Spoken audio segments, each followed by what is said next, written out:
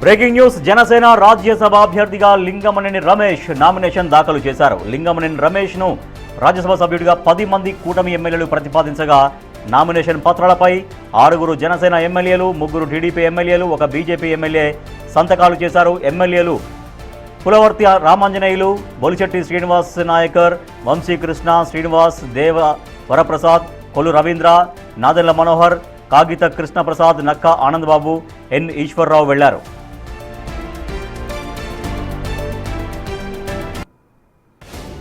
Nomination వేసిన అనంతరం లింగమనేని రమేష్ మీడియాతో మాట్లాడుతూ తనకు అవకాశం కల్పించిన డిప్యూటీ సీఎం పవన్ కళ్యాణ్కు హృదయపూర్వక ధన్యవాదాలు తెలియజేశారు. తన అభ్యర్థిత్వాన్ని బలపరిచిన ప్రధాని నరేంద్ర మోడీ, ముఖ్యమంత్రి చంద్రబాబులకు లింగమనేని రమేష్ ప్రత్యేక ధన్యవాదాలు తెలిపారు. పార్లమెంట్లో రాష్ట్ర సమస్యలు, రాష్ట్రం తరపున వాయిస్ వినిపించడానికి ప్రయత్నిస్తానని అన్నారు.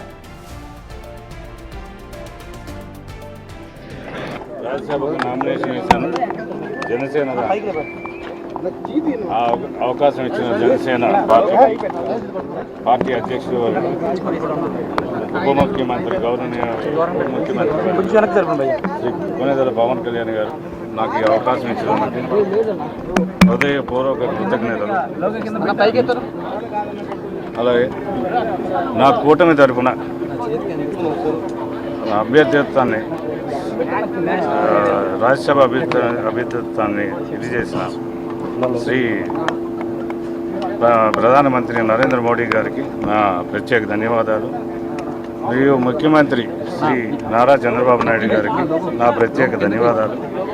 ఇప్పుడు నామినేషన్ ప్రక్రియ సబ్మిట్ చేసి వచ్చాం. మరియు కొద్ది సమయం ఇస్తే ఎలక్ట్ అయినాక అందరితో మళ్ళీ మాట్లాడతాను. ధన్యవాదాలు. రాజ్యసభ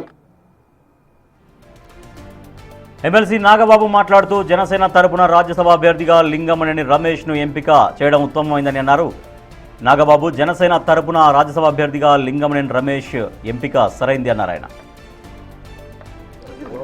ఇప్పుడు ఇవాళ లింగమనేని రమేష్ గారు జనసేన తరఫున జనసేనకి ఒక రాజ్యసభ రావటం, అందులో ఒక అత్యంత